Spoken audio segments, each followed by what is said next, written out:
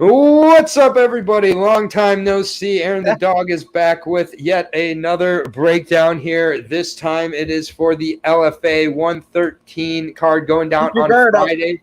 Going down on Friday night from live on Fight Pass, as always. It's only 5 fights on the main card. So 7. I do. Oh, on the main card. On the 5 fights on the main card, unfortunately. So. We are going to only break down the ones with odds. The first 2 fights of the night do not have odds. Long time no see. Bunny, welcome back. Also, shout out to your comment from the last video. I'm sure that Steve Jones and Chris Brown just got eliminated, eh? What happened? Did you just go on Topology and break news? I literally just went on Topology. Chris Brown has a new opponent. So, this must have just happened because this is one of the fights I was breaking down the most today. Chris Brown, who allegedly beat Rihanna, is fighting in LFA. And not that Chris Brown.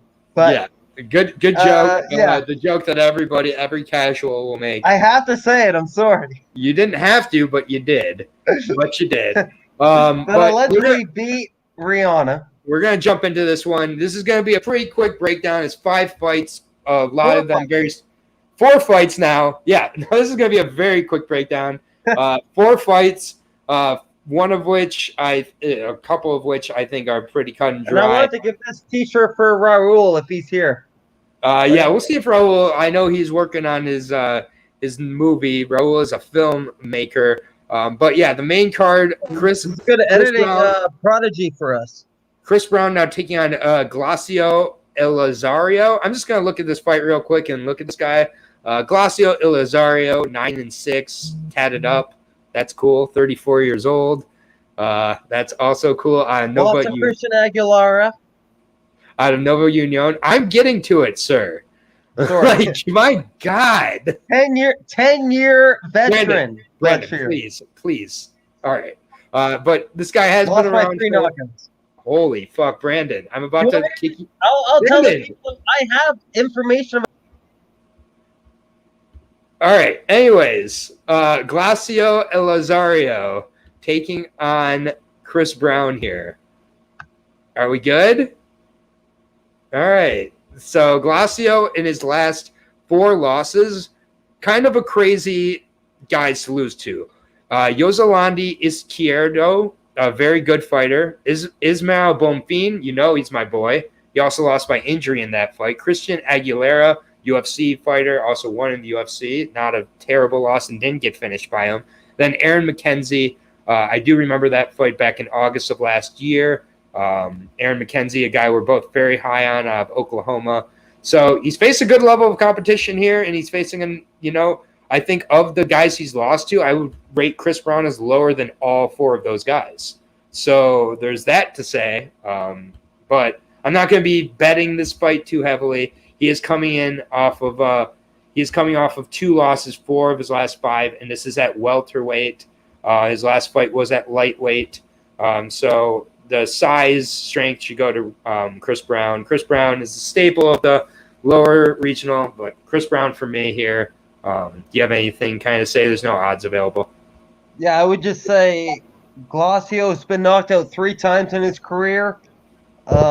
Chris Brown trains at Jackson Wink, and a lot of Jackson Wink fighters won on Fury FC last Sunday, so I would just be investing on Chris Brown if odds become available. Yeah, I would think they'd be pretty heavy, but yeah, I probably won't be touching that one at all. And just getting to my odds here for LFA. Obviously, that fight doesn't happen, but Giovanna Canuto versus Kathy Solorzano. Another fight, not a lot. We're going to have to stay here. It's a strawweight fight between a 1-0. Is this the girl that fought Ray Borg's sister? Canuto did, yes. Okay, yeah. She's taking on Eric Nolan's Extreme Training Center and One Nation's MMA, Kathy Solorzano. She's 0-1. It's 0-1 versus 1-0. I have not seen any of Kathy's tape. She lost by decision. She did have a decent amateur record, has faced some decent fighters, including Cynthia Calvillo. had a winning record as an amateur, has not fought since her loss in November of 2019, but it was to Flor Hani, a girl who just won a title for another regional organization, not a bad fighter at all.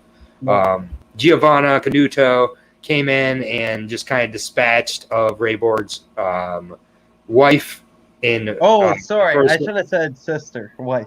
Yeah, Rayborg's wife. You did say, but yep, Cynthia does have a fight coming up, a huge fight against Jessica Andrade. Good luck in that one for Cynthia. Yeah, that's a toss-up. That it certainly is, but I would certainly favor Andrade.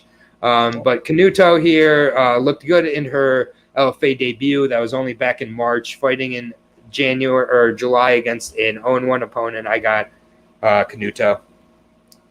She's going to submit her. She's only had one fight. I'm going to go Kathy. Okay. Just because Kathy's had a lot more experience. I might not be betting on this fight. I hate betting on low-level MMA, but Giovanna, she's like a legitimate Brazilian Jiu-Jitsu artist. She's only had the one MMA fight where she beat somebody who has not won one MMA fight. She's like 0-7. So right. Rayborg's wife has to retire now because that's embarrassing. And Kathy lost to a legitimate competitor. Okay. Flor Hani. All right. Well, there's no odds available on this one either. I should have looked at that closer before. And she lost to Cynthia as an amateur and Nadine Mando. We all know Nadine Mando. She's not like a good fighter, but she's decent. Yes, that was 0-7 for Rayborg's wife. 0-7. 0-7. So that win means nothing to me. Okay. So fine. yeah, if I can get Kathy as an underdog, I'll take it. So far, there's nothing available. This next fight here, I think, is potential to be fight of the night, though. Alden Correa, very good flyweight prospect, taking on Donnie Ballou. I believe Donnie is the real deal, I believe is his nickname. Yes, Donnie is the real deal. 30 years old, 5'9", versus 5'8", so two very long, taller. I thought you were saying their record is 5-9. I'm like, no. 5'9" versus 5'8" is in height. Okay. Donnie Ballou is 7-4 flyweight. Although he's faced very good competition. 30 years old. Commission artist, I believe. Fighting out of Alliance MMA Ohio. So that is not the same Alliance MMA here. Just a note of that. We look at his record. Yeah. He's been submitted by not great opponents. Jeremy Pender got a heel hook. Robert Walker got a heel hook. So we've got a couple of heel hooks on the record here. Nate Williams, that was a fight against a veteran where, honestly, Nate Williams was getting absolutely beat up by Donnie Ballou in that fight.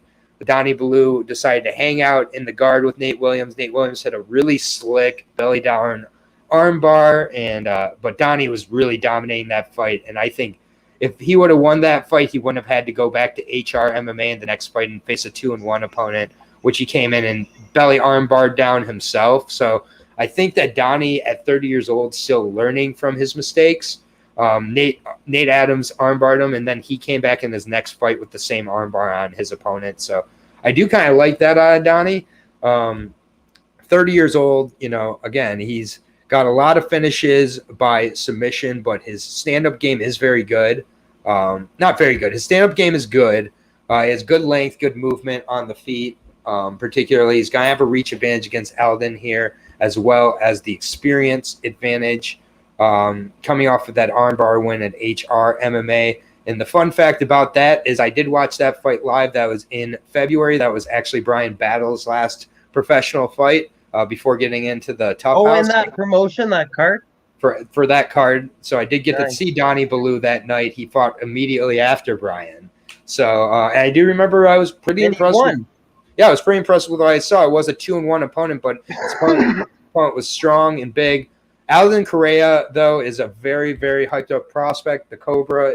I'm liking the Fro. I'm not going to lie. I like the Fro. Yep, and the Cobra, aptly named here, because he definitely. Oh, fucking bear, man! I'm excited to see him on tomorrow night's podcast. You and Aaron, Pooh Bear and Aaron, fucking breaking down the fights. I actually look forward to that shit, man. Yeah. Like you guys have been doing really good. Yeah, shut your dogs up. Shut up. I have to mute it when I yell at them. I don't want that on the. But yeah, they stop. But yeah, me and Brian will be back tomorrow for the UFC. Even though it's a shitty UFC, you guys are fucking gonna kill it either way. Yeah, Cheyenne buys. We got the inaugural flyweight champion Nico Montano. We got Sean Strickland, Uriah Hall. We got Hani Yahya. It's not a bad card. I don't know why people are hating on it so much. And yeah, Bunny speaking But for the tell me to shut up because like I'm a fan at heart, and I don't think people realize how good this UFC is. No, I mean like, they're just shitting on it. There's no such thing as a bad UFC, but Brian and I will be back breaking that down tomorrow, Thursday at 8:30 p.m. because Brian works and then trains and then shows up to do the podcast with me. But next week we do have the 266 pay-per-view.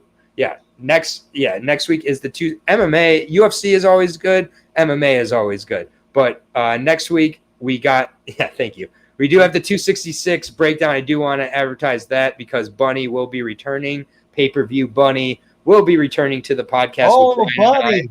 Yep. Better get a shoe ready. Exactly. But yep. And but it is LFA now. And back to Alden Correa here, the Cobra, 23 years old, playing on 4-ounce Fight Club. We just saw them fight last week, obviously, as well. He's coming off of a win against Rashad Robinson. Very good win. Jacob Silva just beat Rashad Robinson. Yeah, so who knows how good that win really is. But at least Alden knocked him out. He did not submit him like Jacob did. Before that, rear naked choke of Calvin Harbaugh, also an LFA. So he's had a couple LFA fights, couple Fury FC fights. Didn't lose as an amateur either. 23 years old. The stand-up is coming along. That strike that he put Rashad Robinson down with before the ground and pound was super impressive. This is a really good fight, though. I think people are going to be counting Donnie out here. Alden obviously has the hype coming in, is the prospect, has the flashier finishes, and also Donnie has been submitted 3 times before. So I would think that while he does get submissions, he leaves himself open to submissions at times. I don't know, though. I think this is going to be a super close fight, very competitive. Likely we're seeing, I think, a possible decision. And I do think that Donnie can use his size. I think he has to keep it on the feet here. I do think the grappling and the wrestling goes to Alden significantly here. And I get that that would seem like Donnie is going to be at a significant disadvantage. But I do think on the feet, Donnie might be technically the better guy. And I do think the reach goes to Donnie. So I'm going to slightly bet Donnie Ballou here. I do anticipate him being a significant underdog here. He has the experience advantage, but Alden's never lost. He's a legit prospect, and he's getting better. So I could look really bad on this one, but I'm going to go with the real deal, Donnie Ballou. You're going decision. Donnie? I'm going Donnie by decision. Wow. Okay. I'm going well, I saw my pick, but not everybody that buys my picks watches this. I'm going to just say right now, I'm going Eldon by submission round 2. I just think the blueprint's been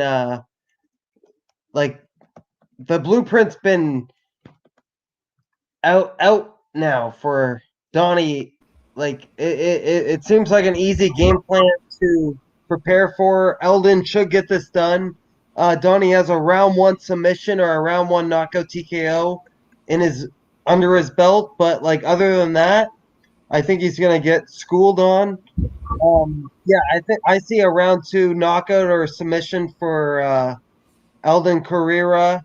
I think he's a lot better than people think, and I think he's very hyped up. He's one of the most hyped up prospects in the Texas and the Southern regional MMA scene. So I don't think that people don't think he's good. He's constantly in Instagrams. He's over at Extreme Couture at times. I mean, he's very well traveled and well represented. So yeah, I think for the hardcores, they obviously know him, but he's gonna start making a name for himself more. Nate Williams is like who cares if he lost to Nate Williams? I'm pretty sure Nate Williams has like 20 submissions under his belt. And Yeah, and he was well on his way to winning that fight before it was just it was a mental yeah, lapse there. It yeah, was how 16 submissions he has. yeah, So that's a great learning lesson. And ever yeah, since that, he's only had one fight since, but he disposed of Nikolai Gonche in one round. yep. He was supposed to fight Nathan Lindsay 2 months ago. I don't know what happened there. It might have been a COVID breakout. I don't know. But Eldon Carrera is coming in now to face Donnie, and he's undefeated. I just like Eldon. Eldon trains at 4 Ounce Fight Club. A lot of good competitors there, like Derek Lewis. There's so many more. I can't name them off the top of my head, but there's a lot of good. It's a big camp for up and comers, and Eldon Carrera is in a good spot. Okay. And I think We he's gotta going move to on. get it We gotta done. move on to the next fight. Second round submission. All right, got it. I just What do I you know think? that I know think you got Donnie. I got Donnie here. I think it's we got 30 versus 23. This is Donnie's chance. I would just take Aaron's pick because I was wrong on Miranda Maverick last week, so I'm gonna believe on Aaron. Yeah, but Donnie is a plus 275 dog. Like I said, I'm not. You knew Macy Barber was gonna win, right? So I did pick Macy, but I knew I was wrong. But I guess I was right. It is what it is. Yeah, Donnie is a plus 275 dog. Like I said, I'm not heavily investing in it. Oh, then that's worth it. Then maybe, yeah. Yeah, exactly. That's plus 275. I think for a fighter who does have a route to a decision here. Alden still very young in his career. 23 a loss at this stage is by no means the end of the world. Alden wins this, he's getting a contender series fight. I can almost guarantee it. Either he's getting a contender series fight or a flyweight title, LFA flyweight title fight. Donnie also followed me on Instagram, and that's always a bad sign. So that is true. Very true. I don't think Donnie's gonna watch this, but like when a fighter follows me on Instagram, it's a bad sign. Considering we're the only LFA YouTube breakdown show on YouTube, I would not assume that all the LFA fighters aren't going to check this out. I would actually not be surprised. But very good fight. I do think this is a potential fight of the night. Obviously this card's been ravaged. So the only thing that worries me is his opponent has 6 first-round finishes. Who knows how he's going to look after the 6-minute mark? That's what worries me. Yep, very true. Next fight here, though, is at bantamweight. It's a fight between Ricky Camp and Greg Fischer. Frankly, all the fights from here on out, the top 3 are really competitive fights. This is another one here. Greg Fischer has not fought since getting absolutely dismantled by Jimmy the Brick Flick in their last fight. Unfortunately, we know Jimmy Flick has retired. No, unfortunately. Fortunate for him. He's happy. But 10-2 for Gregory. Buddy. Everybody buy that book. Jimmy Flick's a good man. Correct. And there's a huge story behind his career. Correct. Story, Aaron. It's all right, man. The interruptions drive me nuts. But it's okay. It's hard to like tee up a fight when you're getting interrupted, but it's all right. Gregory Fischer, 30 years old, 5'8", fighting out of Maryland. Went to Towson University, I believe, where he wrestled, fighting out of Method MMA now. Like I said, hasn't fought since July of last year when Jimmy the Brick Flick made his kind of run to the UFC that has now ended, but got arm triangle choke very quick in that. Before that was a Shogun fight regular. That's a Maryland regional MMA scene. Yep. Did beat Carlos Vera there, who's a very good fighter. Terry Bartholomew, I don't know well, and Blaine Shutt, but Blaine Shutt, not a bad guy at all Bartholomew? Either. Yeah. Yeah, that rings a bell. That's like a really good movie, Bartholomew. That's a really common name or something like. Don't know, man. That's very irrelevant. But Ricky, very irrelevant. But Ricky Too Slick Camp here, the 11-4 fighter, 28 years old, bantamweight, fought at 141 in his last fight. So let me take a look at that. That was against Rodney Mandala back at X1 in April of 2019. It was a bantamweight fight, so unless they had misreported it, he missed weight in that fight. But Randy is definitely a finisher. Has some punch finishes, rear naked chokes. Has been finished himself in 3 of his 4 losses. Look at that Trevin Jones loss. That's something to take note. Yeah, Trevin Jones, but that was back in 2014 when they're both Guam prodigies. Yeah, Trevin Jones was 4-3 at the time. Camp hasn't fought the craziest level of competition here, and this is Greg Fischer's bantamweight debut. I was really not impressed by what I saw from Greg Fischer, obviously, in his LFA debut. He looks like a little bit of a product of the regional scene in Maryland, I kind of wonder. So I'm going to go with Ricky Camp here. I think Ricky Camp is the more athletic, dangerous finisher of the two. He's going to be bigger. He's more used to the bantamweight division. So I got Ricky. Yeah, if you guys want, you can make a Guam parlay with Ricky Camp and Trevin Jones this weekend. I think Trevin Jones might be an underdog yet again. He's been an underdog in his first 2 UFC fights. And Ricky Camp, they do train together. Even though they were competitors in the past, they do train together now. And, iron sharpens iron. Greg Fischer did just lose to Jimmy Flick, like you said. Like, no disregard there.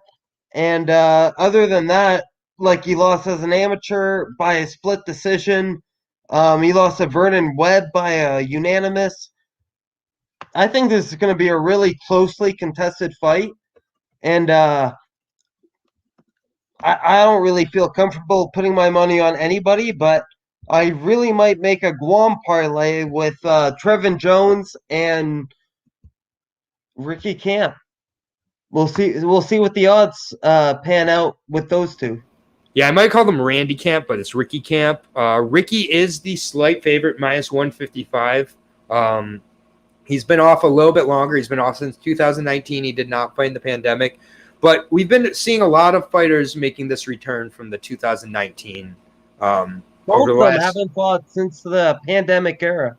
Right. So I do think that Ricky at 28, these guys are often, as long as they're continuing to train and improve, showing some pretty massive steps in progression and improvement after the years off. So I don't think, as much as it's like, oh, you don't want to take 26 and 27 off as a pro, like, it also avoids a lot of wear and tear and allows you to really improve. I think that Ricky comes in and just is the physically imposing, more capable finisher here. Yeah. I gotta imagine Fischer has a lot of confidence issues after what Jimmy Flick did to him in that fight too. And Ricky looks a lot more physically, he looks more physical, and he looks like the true fighter. But Darren Elkins doesn't look like he would win any fight, but he does. So I don't know how Greg Fischer's perseverance is, but I'm gonna take Ricky Camp as an early lean. Yep, minus 155. I like that price, plus 135 on Greg Fischer. I think this fight is less close than the fight previous, but maybe I'm just way too much on Donnie Ballou here. So we'll see you on Friday. No, don't pee on Donnie, man. I just told you, Donnie, follow me on Instagram. So I don't care. I like what I saw at Donnie. And I think I think young fighters need adversity at some point, unless their name is Khabib. They both have faced adversity, so we'll see what happens in that fight. So we got the main event here for the heavyweight LFA heavyweight championship. I know that with the flyweight championship that there's been a very good run of LFA fighters in the UFC. I'm not sure how the LFA heavyweight championship is done. This is definitely an interesting one. We got 4-0 fighter fighting for a heavyweight title. I think it was supposed to be Conan Silveria's son, and something happened to him. Conan Silveria. Yeah, I don't know. But Thomas Peterson, Jonathan Silveria. Conan Silveria is like a head coach at American Top Team, and his son has been doing really well in LFA. And I think he might have to get surgery done or something. And hopefully Conan's son can come back and face the winner for the vacant heavyweight championship. Well, will not be vacant anymore, but Thomas Peterson is who we're breaking down first, 4-0. Oh, this is an interim. It's a heavyweight title. It's an LFA heavyweight title fight. For the legitimate title. Correct. Let's go. This is more important than Bellator. Screw Bellator. So watch LFA, boys and girls. Oh my God. Sorry. Okay, do your thing. Do your thing. Sorry.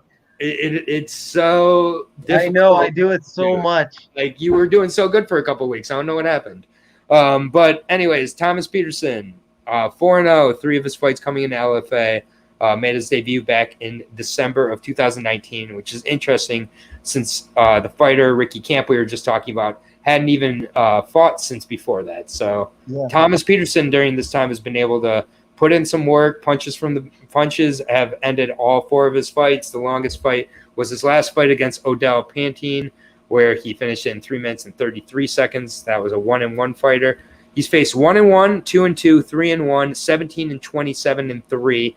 And now he's facing the 8-4 Vernon Lewis. There's just not much more I can say than this. He was supposed to face Richard Foster in May. I'm not sure what happened with that fight. I think Richard Foster pulled out. And now he's facing Big E, Vernon Lewis, 8-4, 37 years old, 6'3", 78.5-inch reach on a 2-fight winning streak out of Waco, Texas.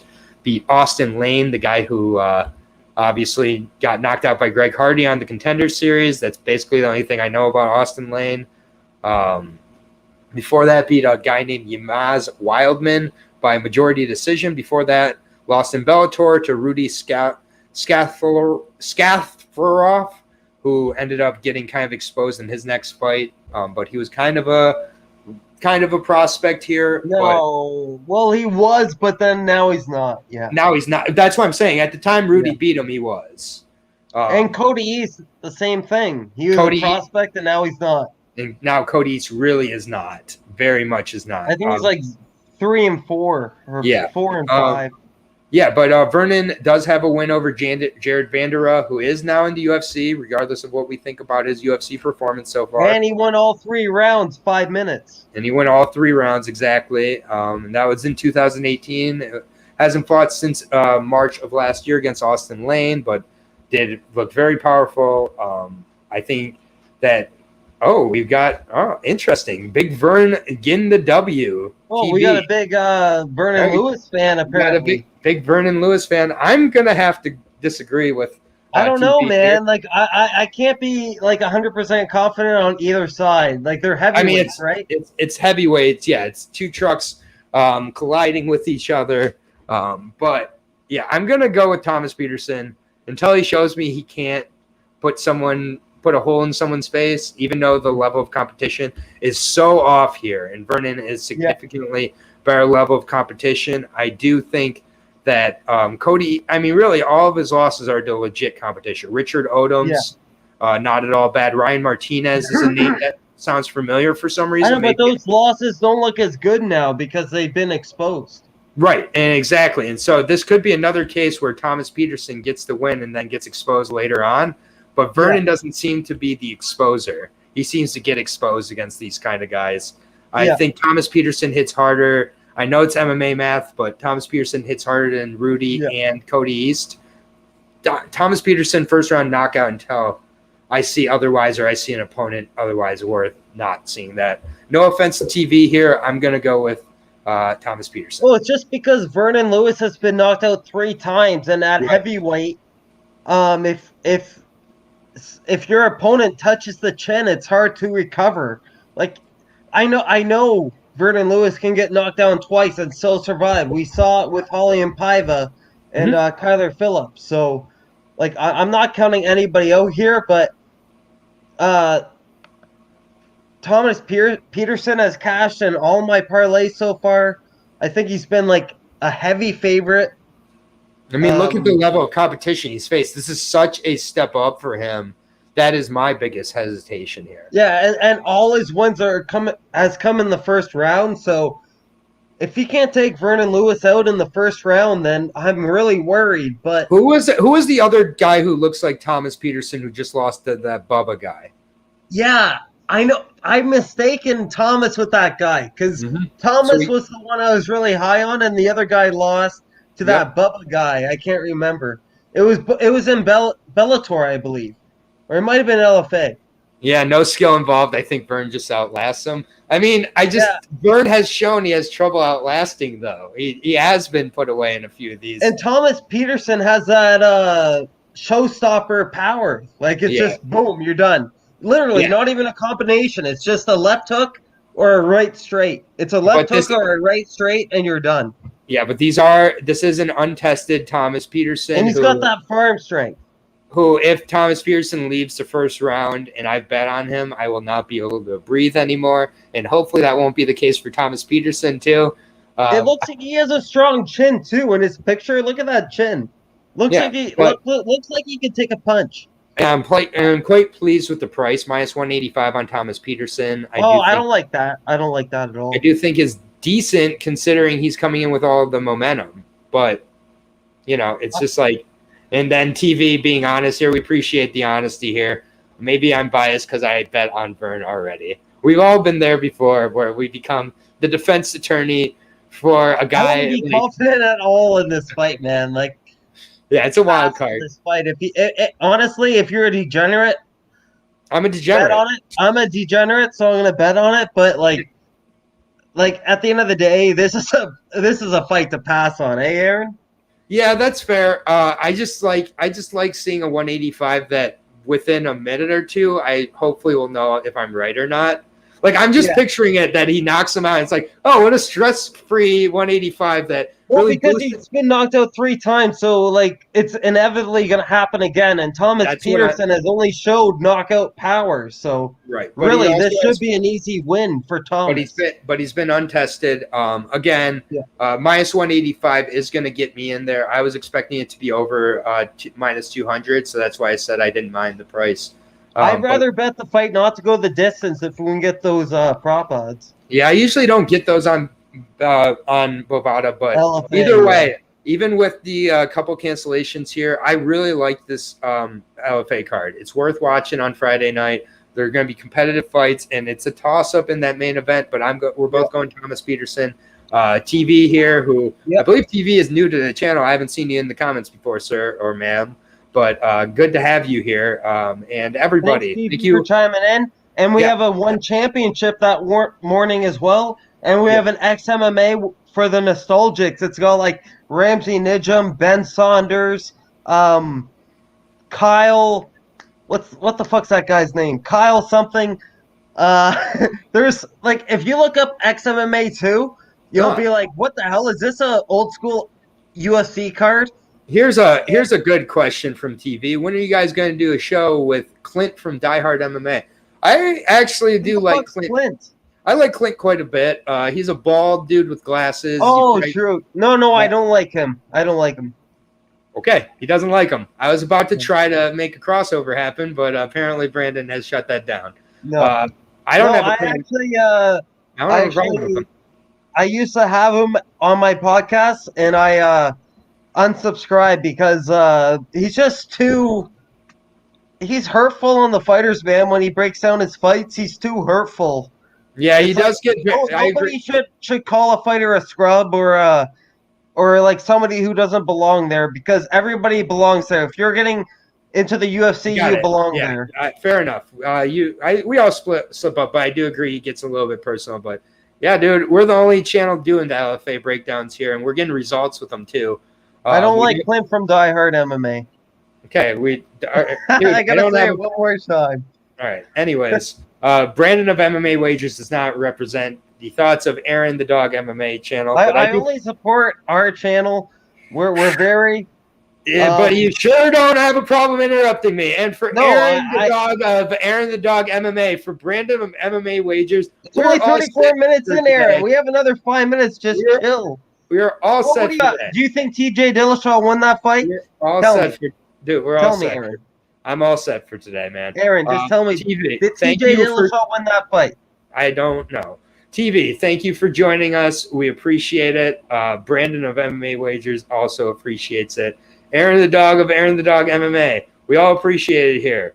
But we are taking off for the day. We've got 2 podcasts up for the day. We got the breakdown of the Bellator card already up there on the YouTube channel. Tomorrow we are breaking down the UFC card this weekend, headlined by Uriah Hall versus Sean Strickland. Very sneaky card. I will be breaking that down with Brian Pooper, Battle of the Ultimate Fighter. But go ahead, drop us a like, drop us a subscribe. Zach, if you drop that dislike, hello, we see you here, man. Can't help. They hate us because they ain't us. But for Aaron, the dog of Aaron the Dog MMA, for Brandon of MMA Wagers, give us a sub, TV. We'll see you back in the comments, man. Get used to Boston comments. Bunny, she'll also be welcoming you tomorrow. Bunny, have a good one. All right, everybody, keep cashing those bets out there and keep taking care of each other. For Aaron the Dog, for Brandon of MMA Wagers, we are out until tomorrow at 8:30 p.m. live.